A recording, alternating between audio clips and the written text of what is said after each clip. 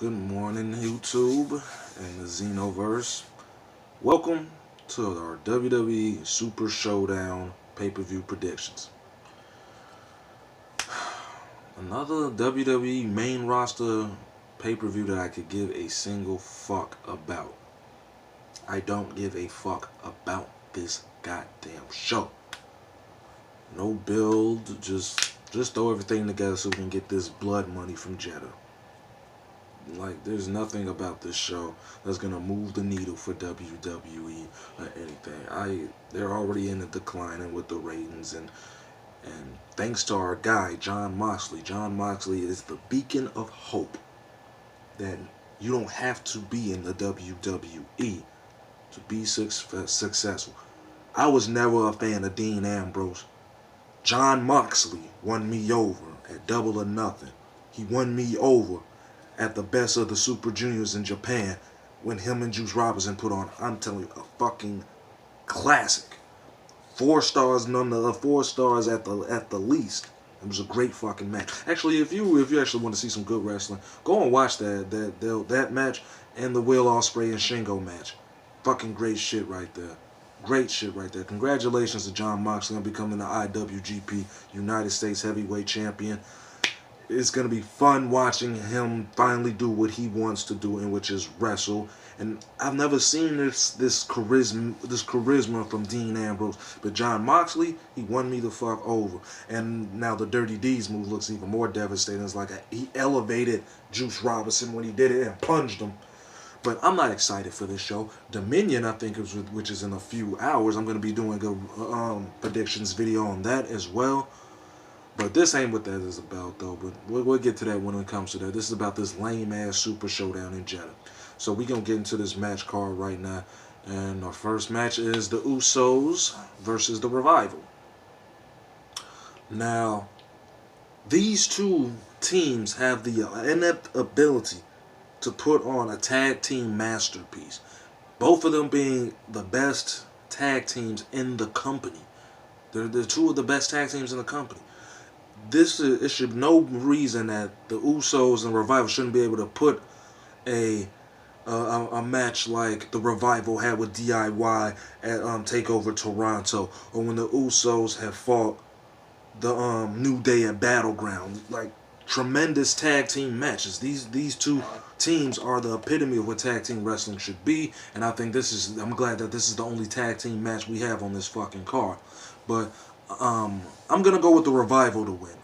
They actually have had a wave of momentum with them. I don't know why they're aligning themselves with Shane McMahon. I don't give a shit personally, but I'm gonna go with the Revival to get over on the Usos. I think it's gonna be a fun match. But this show, I don't give a fuck. Next, we got Lars Sullivan taking on the Lucha Clown Party of Kalisto, Grand Metalik, and Lince Dorado in a 3-on-1 handicap match. Who the fuck do you think is gonna win? Next, we got Seth Rollins defending the WWE Universal Championship against Baron Corbin. Who fucking idea was that? Baron Corbin? Okay, so on Raw, Brock Lesnar brutalized Seth Rollins. And it probably wouldn't have been an interesting angle, but like, are they pulling him out of the show? I'm not sure.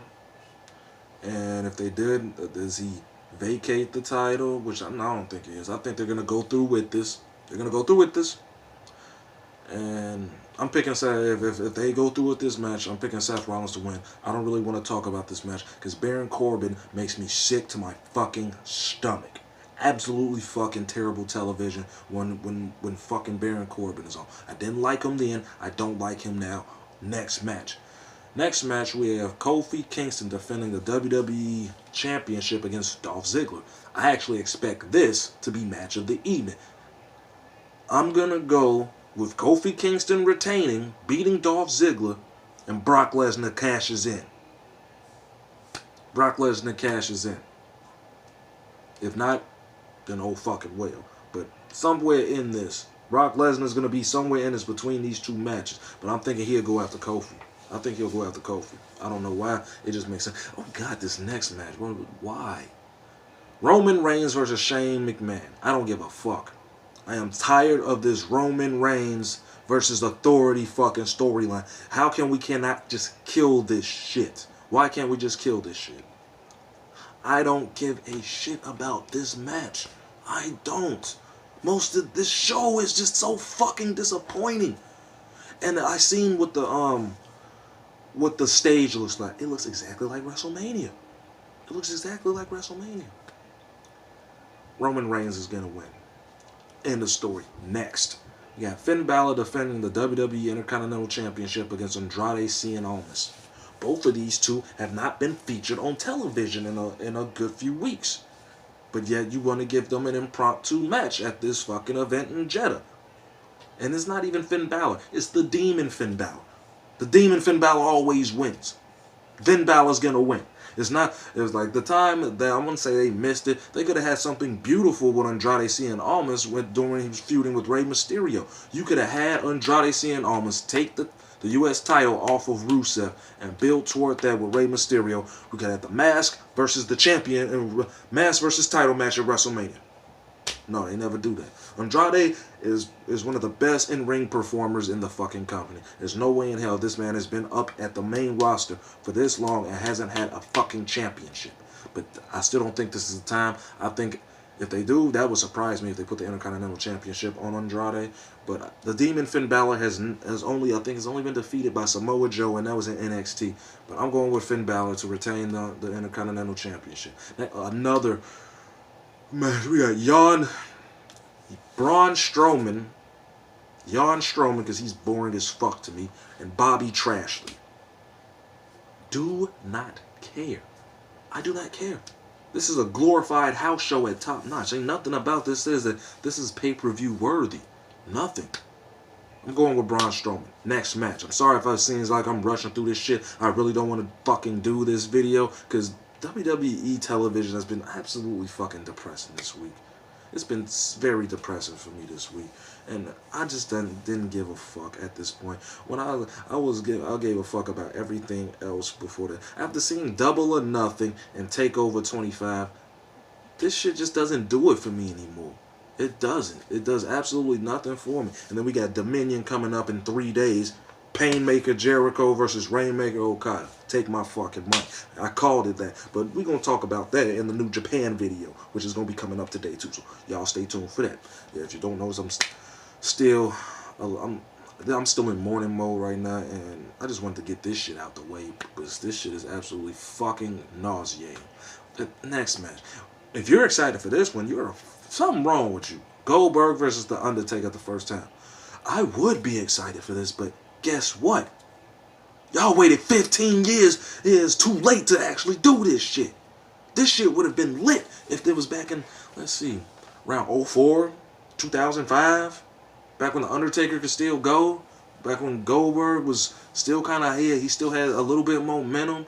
After feuding with The Rock, you could have did this. Directly after the feud with The Rock, you could have done him and The Undertaker.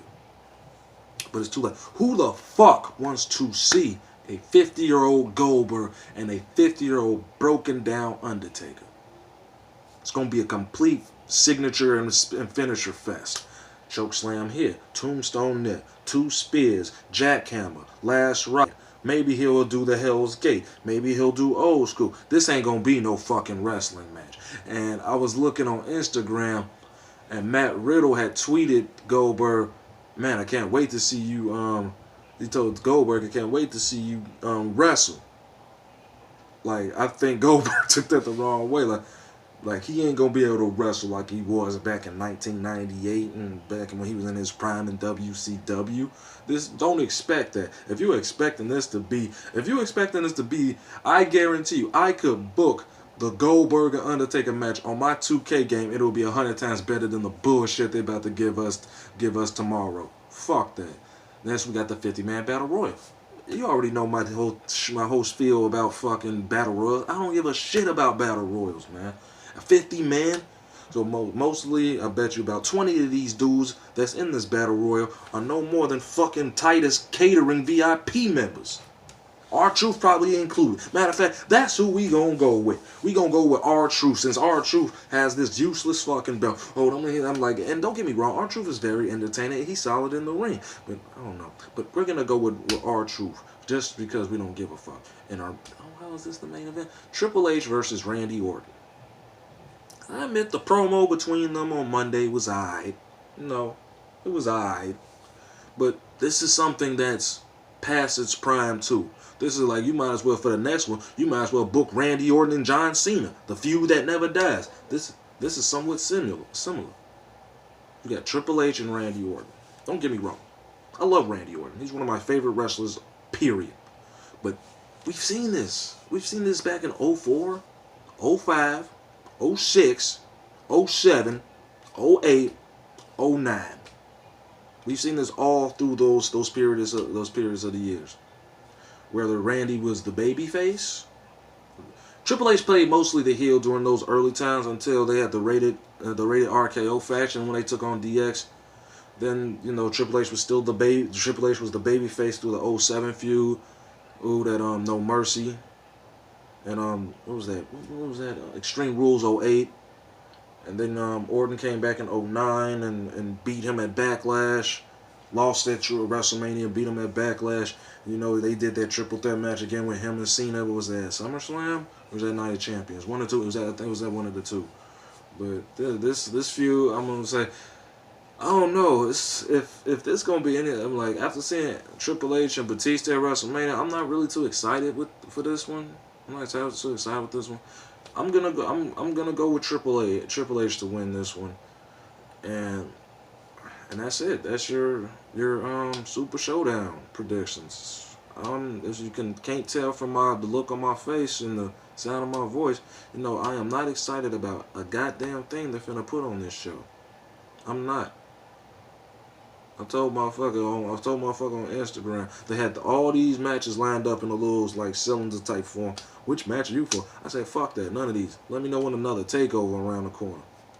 That's the only thing I really want to watch out of WWE. I don't expect WWE to actually put on any good fucking matches on these pay-per-views, especially these.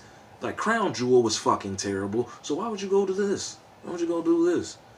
Like, man, like, my level for professional wrestling now has went up just because of Double or Nothing and NXT TakeOver 25. Hell, I'll even throw NXT TakeOver New York, which I think was actually better than 25. Don't at me.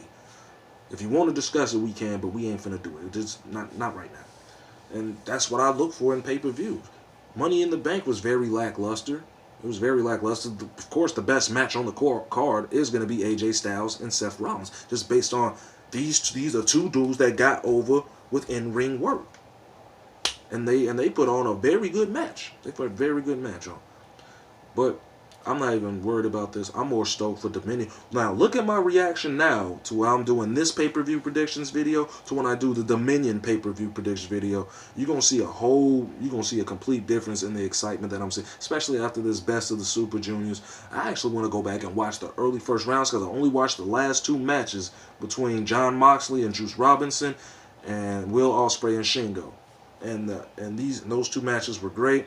So we're going to see what Dominion's gonna bring up. Actually about to look up the match card right now just to see what's going on. I already know Ibushi and Naito having a rematch from the G1 Supercard in Madison Square Garden for the IWGP Intercontinental Championship, and Okada and Jericho for the IWGP Heavyweight Championship. And I want to see what else the fuck they're gonna throw in there. I think Jeff Cobb got a match on there for the Never Openweight Championship. I gotta look the match card up. I'm gonna look the match card up. I ain't finna do the video right now. I might do it like later toward the afternoon. I might upload some more gaming content. But anyway, y'all, we gonna wrap this up right here. If you like this type of content, you know, like, subscribe, share, hit that bell on for notifications. I got more gaming content coming out. I just put 3 King of Fighters videos out before I did this. Thinking about I haven't done the Dynasty Wars video in a minute. I haven't really been feeling like playing Dynasty Wars. I might upload some more 2K content. But anyway, y'all, I'm Coop the Super Saiyan God, man. Y'all, I'm going to get at y'all later, man. Deuces.